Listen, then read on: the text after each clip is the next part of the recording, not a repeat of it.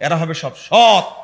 যত সেক্টরে বসে আছে দেখলেন না, সচিবালয়টা পুরা শেষ করে দিল, দেখলেন আপনারা?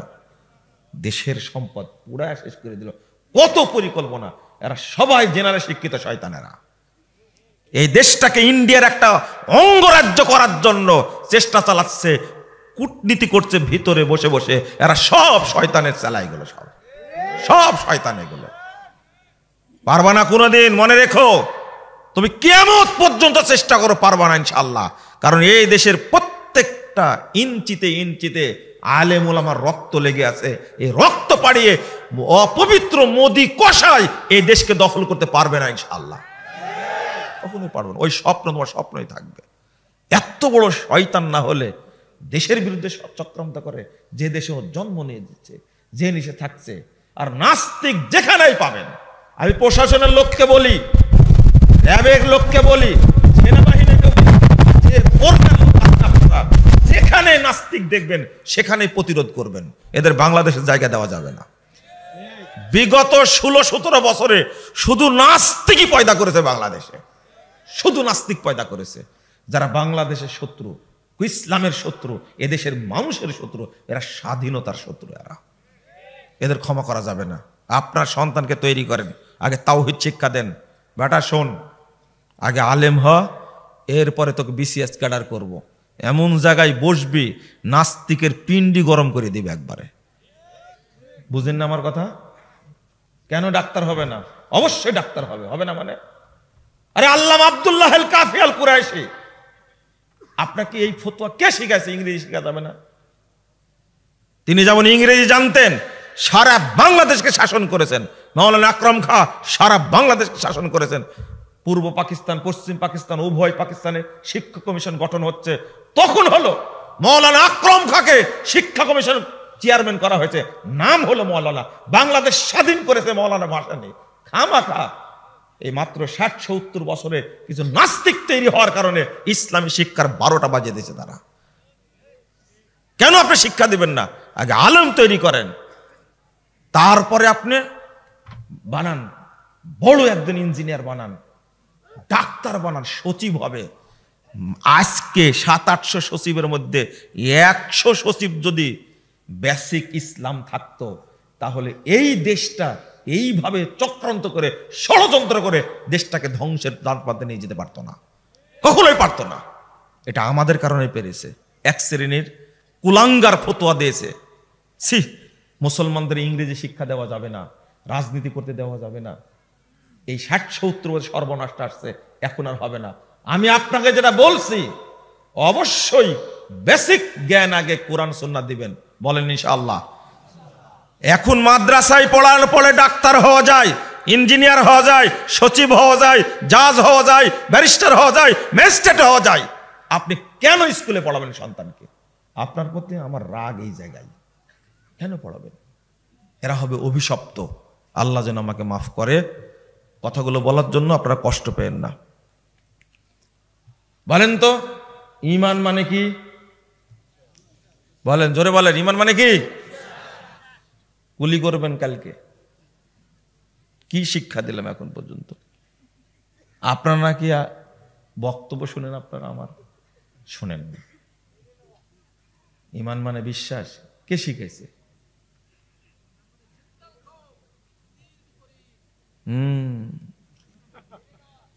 এটাই সাইজ করেছে।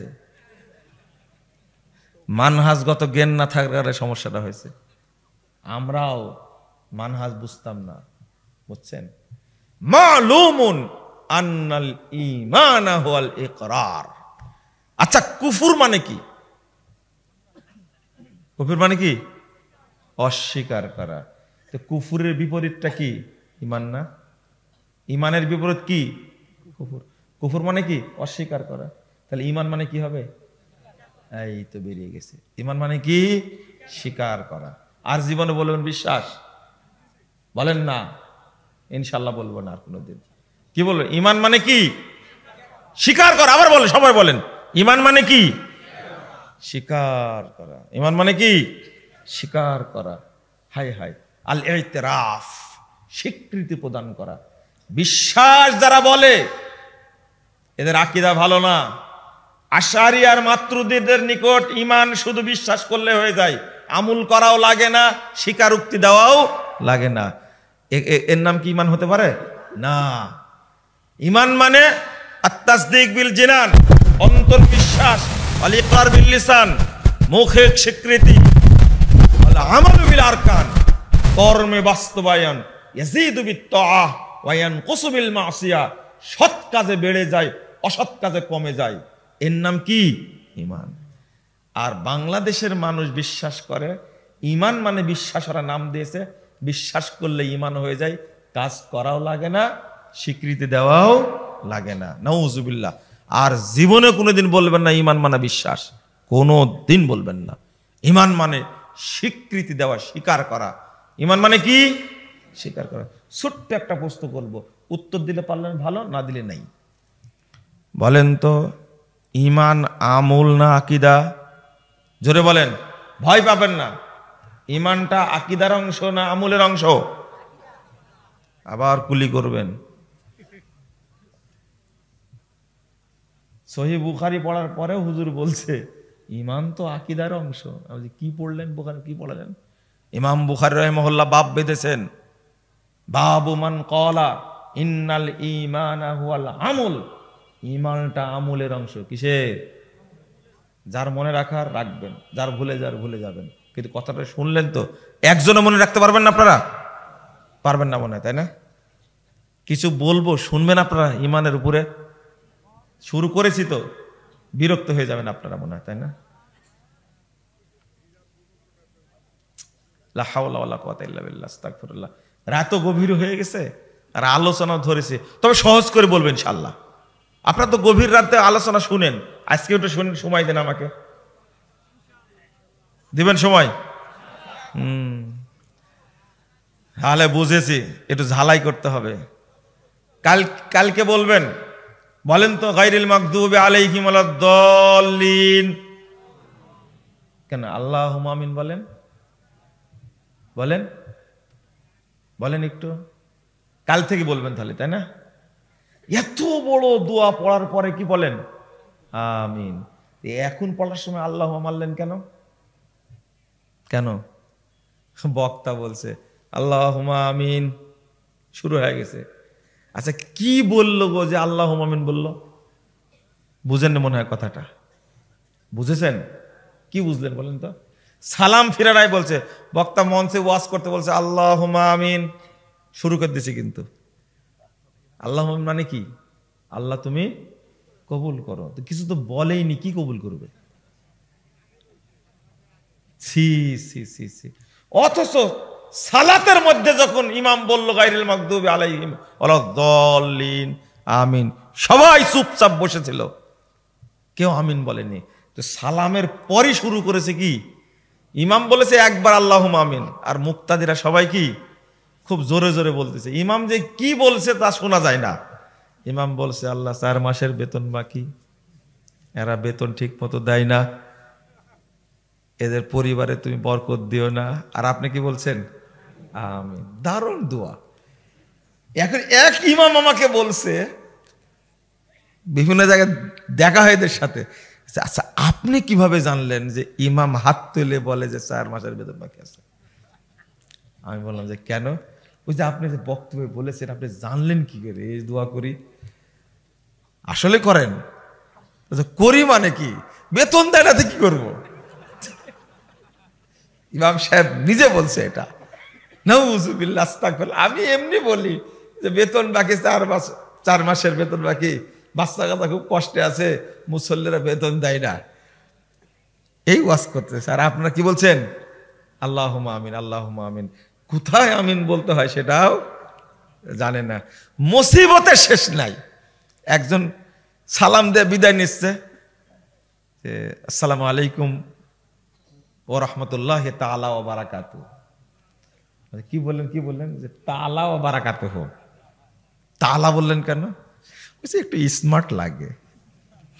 কত বেকুবের বয়কে চিন্তা করেন। আল্লাহ বলেছেন, রাসূল বলেছেন, সাহাবীরা তাবেঈ বলেছেন, এটা ওতে সন্তুষ্ট না। কি বলবে? তাআলা ওয়া বারাকাতুহু। এর কোনো দলিল আছে বলেন তো দেখি? হ্যাঁ, চিঠি লিখে বলছে মাস সালাম। কি বলছে? মাস সালাম। আমি বললাম না, মাস সালাম লেখা হলো বিদাত, লিখতে হবে ওয়াসসালাম। কি বলতে হবে? আপনারাও লেখেন না মাস সালাম? এই লেখেন তো আপনারা মাস সালাম, লিখবেন না। কি লিখবেন? ওয়াসসালাম।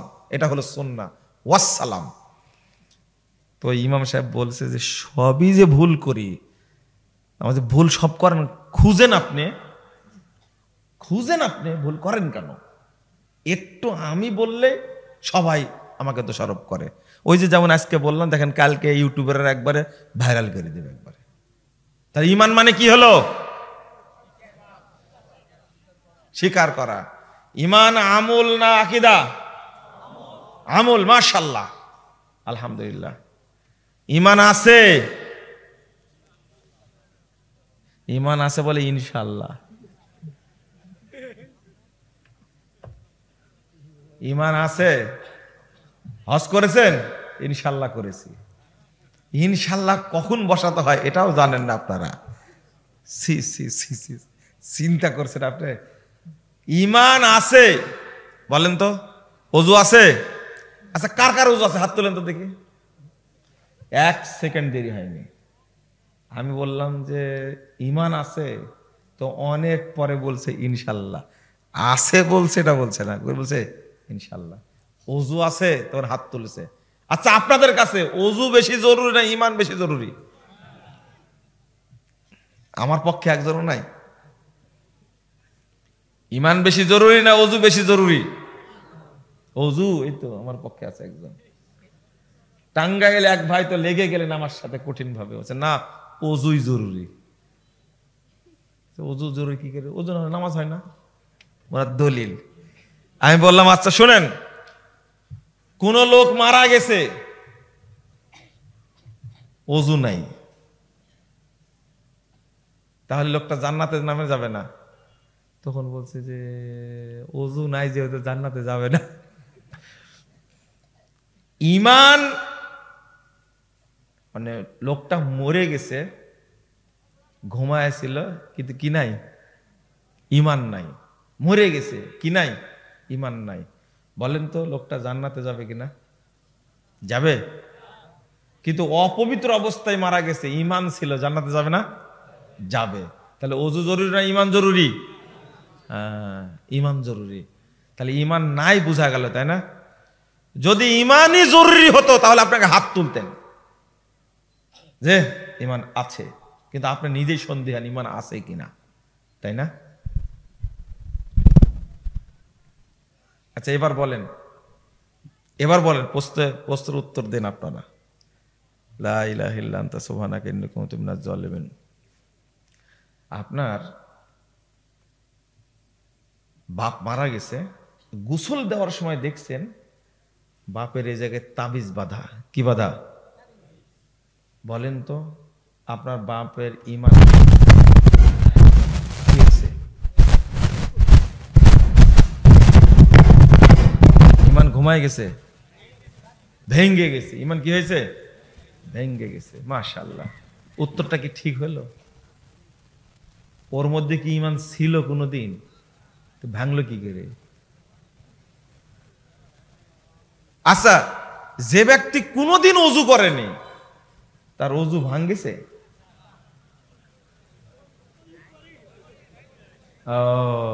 এবার একমত হয়েছেন আপনারা। ওযুই জীবনে করেনি, ভাঙবে কি করে, তাই না?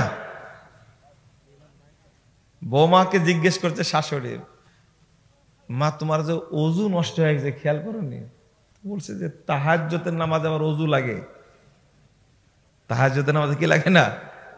ওযু লাগে না। যে ওযু করেনি তার ওযু ভাঙ্গার কোনো সম্ভাবনা নাই। তো তাবিজ তো দেওয়া ছিলই হাতে,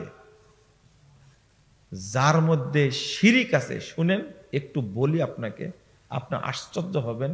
ঈমান এত ভদ্র, ঈমান এত মর্যাদাবান, ঈমান এতটাই সম্মানী, ঈমান এতটা লজ্জাশীল, একটু কোনো কিছু ছোঁয়া লাগলে ঈমান সাথে সাথে কি আউট আউট, ও দৌড় থাকবে না। আল্লাহ রাসূল সাল্লাল্লাহু আলাইহি ওয়াসাল্লাম বলছেন, দেখেন এই যে এখানে বসে আছেন, ইন্নাল্লাহা লা ইয়াকবালু দুআন মিন কলবিন গাফিরিন লাহিন। রাসূল সাল্লাল্লাহু আলাইহি ওয়াসাল্লাম বলছেন, এটা কি ইবাদত না? এখানে যে আপনারা আসছেন, ইবাদত না এটা?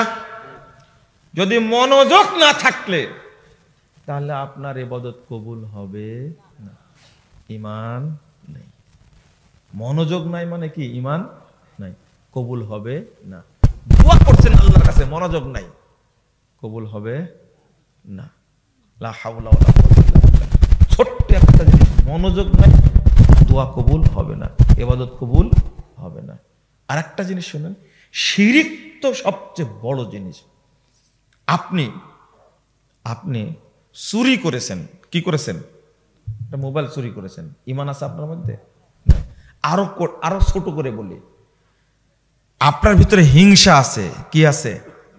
3109 নম্বর হাদিস নাসাইর মধ্যে এসেছে, রাসূল সাল্লাল্লাহু আলাইহি ওয়াসাল্লাম বলেছেন, লা ইয়াসতামিআনি ফি কলবি আবদিন আল ওয়াল হাসাদ।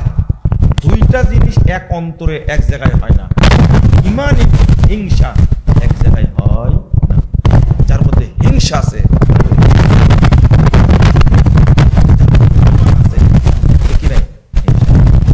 হিংসা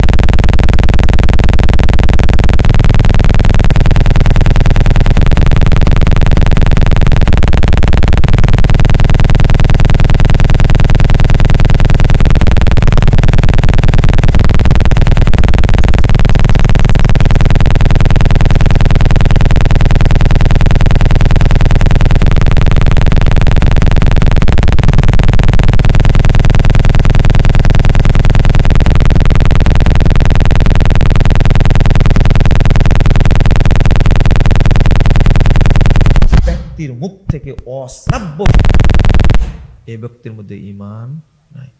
খুব খারাপ ভাষা বের হয় আপনার মুখ থেকে। যদি ঝগড়া লাগে তখন দেখবেন যে আপনার মুখ থেকে বস্তির মতো কথা বের হচ্ছে।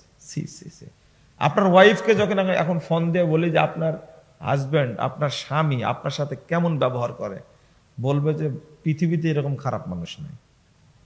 কারণ ফোন দিয়ে আপনাকে একটা নাম্বার দেন, আপনাকে বলি, অবশ্যই বলে মুখের ভাষা কেমন, বলছে এই এলাকায় এত খারাপ ভাষায় কেউ কথা বলে না।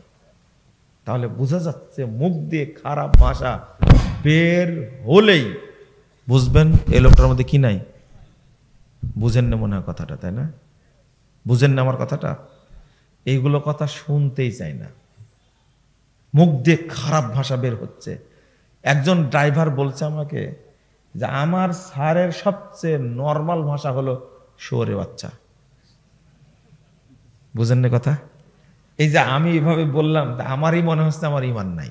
আমি উচ্চারণ করতে পারলাম কথাটা, কিন্তু আপনাকে না বুঝালে কেমনে হবে? আপনার ওয়াইফের মুখ কত খারাপ আপনি ভালো বলতে পারবেন যদি আপনার সাথে একাকি বসে বলবেন আমার ওয়াইফের মুখ দিয়ে যা বের হয় সে আগুনই বের হয়, মানে গালি দিছে, এর ভিতরে কি নাই? ঈমান। নাউযুবিল্লাহ।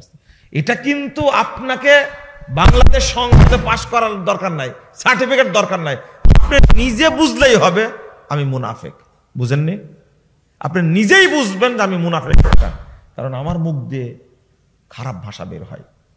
তারপরে ওয়াল বাজা ওয়াল বায়ান, বক বক করেন সারাদিন, চুপ থাকবেন, চুপ থাকবেন। বক বক করে এই লোকটা মুনাফিক। এই লোকটা কি? যার মুখ দিয়ে খারাপ ভাষা উচ্চারিত হয় সে মুমিন না, সে কি? মুনাফিক। যে ব্যক্তি সব সময় বক বক করে বেশি কথা বলে লোকটা মুমিন না, লোকটা কি? মুনাফিক। আল্লাহর নবী বলছেন ও মুনাফিক। আপনাকে কেউ নাও বললেও আপনি মুনাফিক। বরং বেশি কথা বলে বলছে, ভাই কথা একটু আমি বেশি বলি, কিছু মনে করেন না। এতই গর্ব করছে কথা বেশি বলে, তাই ও যে মুনাফিক সে নিজেও জানে না। গর্বের সাথে বলছে, ভাই কিছু মনে করেন আমি একটু কথা বেশি বলি। এরকম লোক পাওয়া যায় না সমাজে? বেশি আছে। আর সরকারি চাকরিজীবীদের রিটায়ার্ড পারসন যদি হয় আর আপনার সাথে যদি বিমানে পড়ে যায় যে আপনি সৈয়দপুর থেকে ঢাকায় যাচ্ছেন, পড়ে গেছে এই ভদ্রলোক, 1 ঘন্টার রাস্তা আপনার মনে হবে 6 মাস যাবত যাচ্ছে। ওর কথা বক বক করতেই থাকবে। গত কয়েকদিন আগে চিটাগাং থেকে আসছিলাম ট্রেনে, একটা লোক পড়ে গেল রাত্রিতে ট্রেন, বুঝতে পারলেন? 11টা না 11:30 ট্রেন। এই লোকটা বক বক করতেই থাকলো। আমার সেদিন মনে হচ্ছে 6 মাস টাইম লাগলো চিটাগাং থেকে ঢাকায় আসতে। মানে আল্লাহ নবী কেন বললেন মুনাফিক? যে অল্প কথা বলে সে মুমিন। আল্লাহ রাসূল সাল্লাল্লাহু আলাইহি ওয়াসাল্লাম বলেন যে অল্প কথা বলছে সে কি? মুমিন। খবরদার, বয়স বেশি হলেই যে বলবেন বয়স বেশি হয়ে গেছে কথা বেশি বলে, কেন বলবেন বেশি? আপনি মুনাফিক কেন আপনার ভিতরে? ছি ছি ছি ছি, নাউজুবিল্লাহ। আল্লাহ রাসূল সাল্লাল্লাহু আলাইহি ওয়াসাল্লাম বলছেন 2625 নম্বর হাদিস তিরমিজির মধ্যে এসেছে, ইজা জানাল আবদ, বান্দা যখন জেনা করতে লাগে, খরাজা আনহুল ঈমান, ঈমান তার থেকে বেরিয়ে যায়, ফাকানা ফাওকা রাসি কাদুল্লাহ, ও তখন ঈমান তখন মাথার উপরে ছায়ার মতো থাকে, ঈমান পালায় যায়। জেনা করতে লাগলে ঈমান থাকে না। ফেসবুকে মোবাইল দেখে ল্যাংটা মহিলা দেখছেন, বলেন তো ঈমান আছে কিনা? 2657 নম্বর হাদিস সহিহ মুসলিমের মধ্যে এসেছে, আল্লাহ রাসূল বলছেন, আল আইনানি জিনাহুমা নাজরু, 2 চোখের জেনা হলো দেখা, ওয়াল উজনানি জিনা ওয়াল ইস্তেমা, 2 চোখের জেনা হলো শোনা।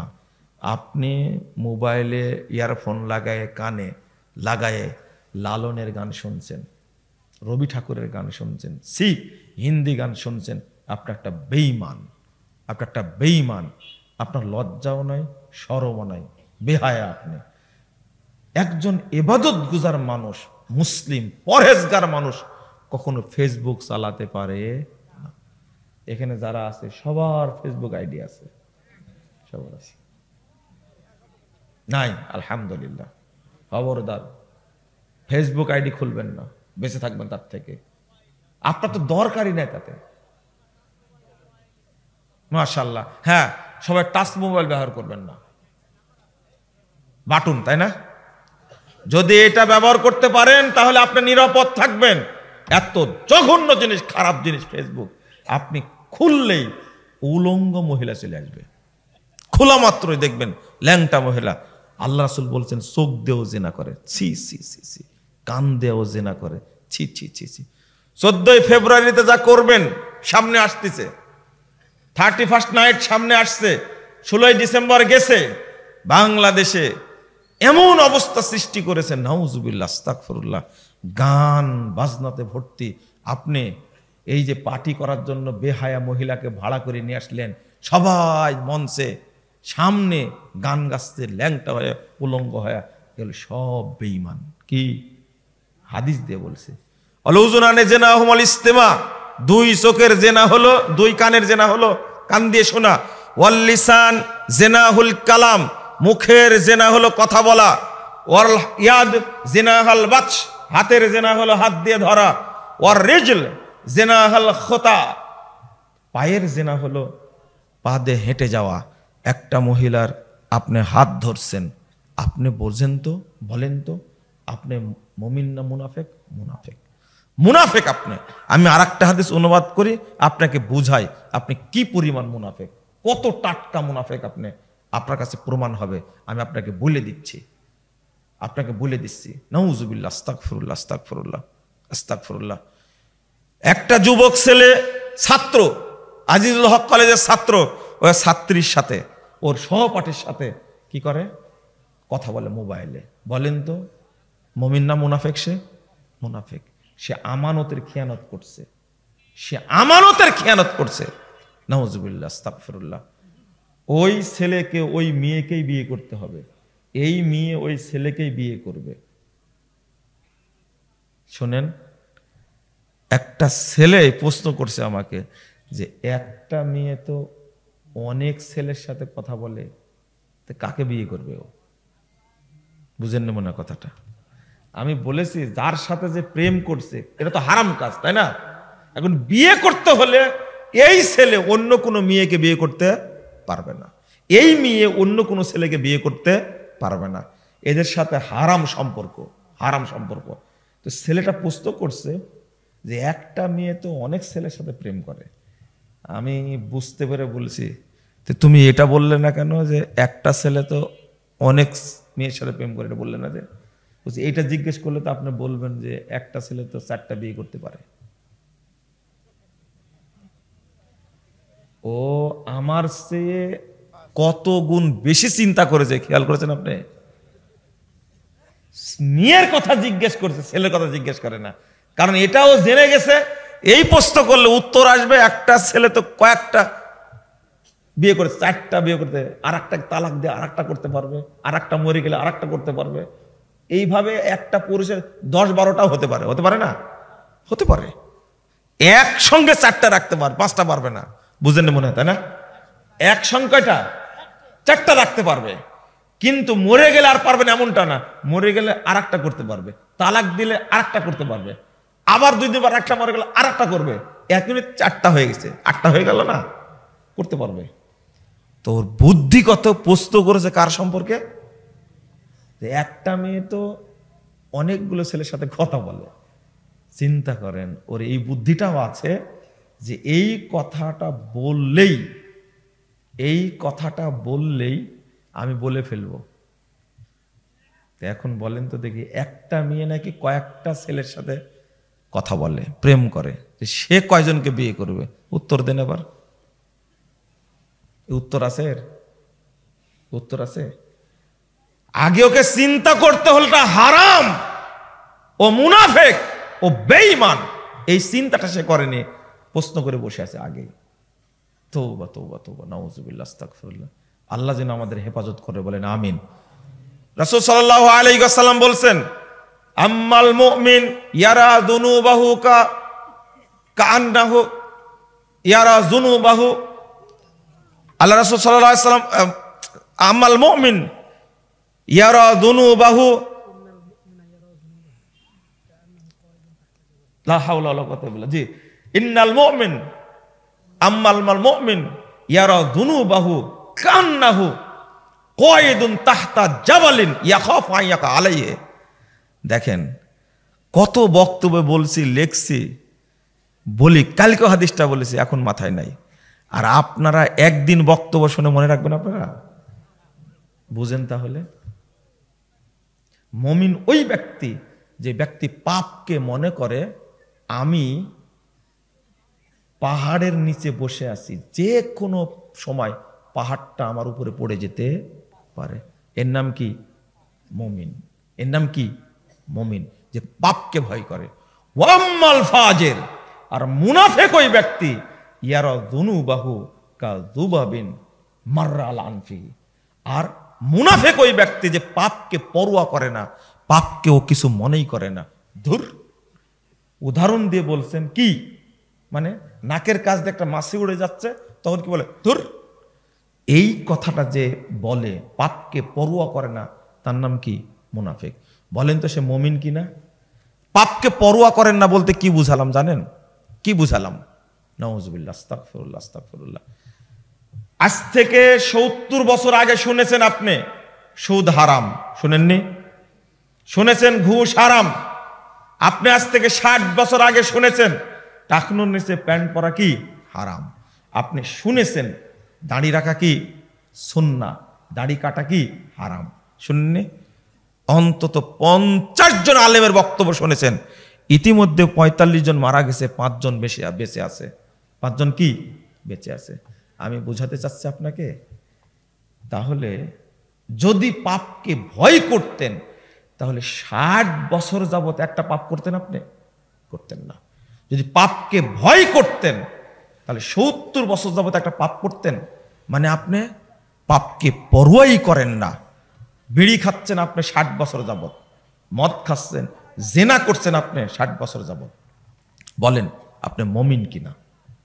আপনি মুমিন? আপনাকে মুমিন বলা যাবে না। আস্তাগফিরুল্লাহ, আস্তাগফিরুল্লাহ, নাউজুবিল্লাহ। আমি আপনাকে বোঝাতে চাচ্ছি একটা জিনিস, যে ঈমান যদি না থাকে কোন ইবাদত কবুল হবে?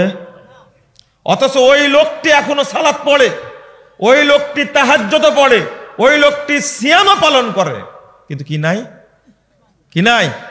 ঈমান নাই। আল্লাহ রাসূল বলছেন, ইয়াতি আলান নাসে জামান, মানুষের সামনে একটা যুগ আসবে, একটা সময় আসবে, ইয়াসতামিউনা ওয়া ইয়াসাল্লুনা ফিল মাসাজিদ ওয়া লাইসা ফীহিম মুমিন, কিন্তু কোন মসজিদে একজন ঈমানদার খুঁজে পাওয়া যাবে না। মুসল্লি আছে কিন্তু কি নাই? ঈমান নাই। এরা হয় মুনাফিক, নয়তো মুশরিক, নয়তো কাফের। আমি মুশরিক বললাম কেন, কাফের বললাম কেন? আমি মুশরিক বললাম কেন, কাফের বললাম কেন? এদেশের অধিকাংশ মানুষ মাজার পূজার সাথে জড়িত। কোন পূজা? মাজার পূজার সাথে জড়িত অধিকাংশ মানুষ। বলেন তো তারা মুশরিকরা মুমিন? মুশরিক। মাজার যারা পূজা করে তারা কখনো মুমিন থাকে না, কি হয়ে যায়? কাফের হয়ে যায়। তারা মুশরিক হয়ে যায়, কিন্তু তারা নামাজ পড়ে, হজও করে, উমরাও করে, দাবি করে কি মুমিন। আল্লাহ এই জন্যই বলছেন, ওমা ইউমিনু আকসারুহুম বিল্লাহ ইল্লা ওয়া হুম মুশরিকুন। আল্লাহর প্রতি ঈমান আনা সত্ত্বেও তারা মুশরিক। আমি বলছি না, আল্লাহ বলছেন। তো আপনারা একটু ভেবে নেন, ভেবে নেন, নামাজ পড়লে একজন ব্যক্তি কি হয় না? মুমিন প্রমাণ হয় না। নামাজ পড়লে একজন ব্যক্তি প্রমাণ হয় না যে মুমিন। হজ করলেই মনে হয় না সে মুমিন। আপনি মনে করবেন যে সিয়াম রাখলে নিজেকে মুমিন মনে হবে? না, মুমিন মনে হবে না। কারণ সিয়ামটা মুমিন হওয়ার মানদণ্ড না। মুমিন হওয়ার মানদণ্ড হলো ঈমানকে শক্ত করে ধরে থাকা। আমি বলতে চেয়েছিলাম 7টা জিনিস বলাটা ভালো হতো, কিন্তু মনে হয় এখন বললে ব্রেনে ধরে রাখতে পারবে না। আমি কয়েকটা কথা বলবো। ঈমান নিয়ে আসার বুদ্ধি কি, আর ঈমান বাড়ানোর বুদ্ধি কি। মনে করেন ঈমান নাই, কি ঈমান বোঝা গেল ঈমান নাই, এখন কি করবেন? বলেন কি করবেন? আশহাদু আল্লা ইলাহা ইল্লাল্লাহ ওয়া আশহাদু আন্না মুহাম্মাদান আবদুহু ওয়া রাসূলুহু। ঈমান আসলো, ধরে রাখবেন কি করে? ঈমানকে ধরে রাখবেন কি করে? প্রতি ওযুর সময় একটা দোয়া পড়েন আপনারা? বলেন তো কি দোয়া, জোরে বলেন।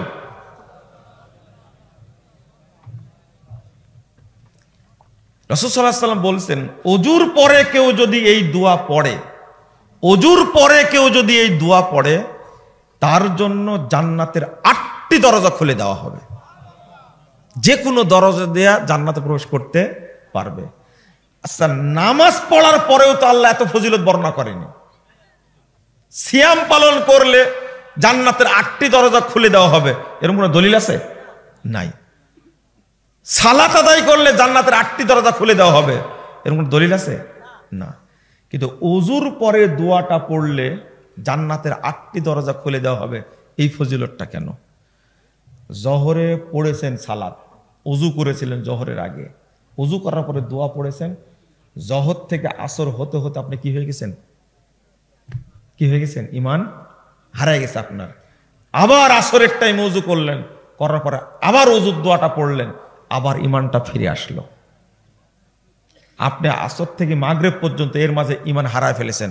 মাগরিবের সময় ওযু করতে গিয়ে আবার এই দোয়াটা পড়ছেন, আবার ঈমান কি ফিরে আসলো। আল্লাহ কত দয়ালু, আপনার অজান্তেই আল্লাহ ঈমানকে নবায়ন করে দিচ্ছে। বলেন আলহামদুলিল্লাহ, আলহামদুলিল্লাহ। তাহলে আপনি ওযুর দোয়াটা পড়তে ভুলবেন না কখনোই। 2 নম্বর, সবসময় বলবেন কি লা ইলাহা ইল্লাল্লাহ। সবচেয়ে বড় জিকিরের নাম কি? লা ইলাহা ইল্লাল্লাহ, সবচেয়ে বড় জিকির। আপনি এটা সবসময় করতেই থাকবেন। 3 নম্বরটা বলবো, বেশি বেশি তেলাওয়াত করবেন। কি করবেন? বেশি বেশি কি তেলাওয়াত করবেন? কোরআন তেলাওয়াত করবেন। 4 নম্বরটা, নফল সিয়াম কখনো করেন? নফল সিয়াম করেন না। নফল সিয়াম করার চেষ্টা করবেন। নফল সিয়াম সোমবার, বৃহস্পতিবার অথবা 13, 14, 15 আইয়ামে বীজের সিয়াম রাখবেন, চেষ্টা করবেন ঈমান ধরে থাকবার জন্য। 5 নম্বরটা, তাহাজ্জুদ সালাত কখনো পড়েছেন? তাহাজ্জুদ নিম্নে 2 রাকাত। কয় রাকাত? নিম্নে 2 রাকাত। মাঝে মাঝে রাত্রিতে উঠে 2 রাকাত পড়বেন, এটাই তাহাজ্জুদ হয়ে যাবে ইনশাআল্লাহ। কয় রাকাত? আপনি বেতের আগে পড়ে নিছেন, কোনো সমস্যা নাই, কিন্তু রাত্রে জাগতে পেরেছেন, ফজরের আগে উঠলেন, ওযু করে 2 রাকাত সালাত পড়বেন। শুরু করেন 2 রাকাত দিয়ে, এক সময় আপনি 11 রাকাত পড়তে পারবেন, এক সময় আপনি রাতের শেষে বেতের পড়তে পারবেন, কিন্তু শুরুই তো করছেন না আপনি। আপনি শুরু করেন। তাহাজ্জুদ সালাত নিম্নে কয় রাকাত? 2 রাকাত।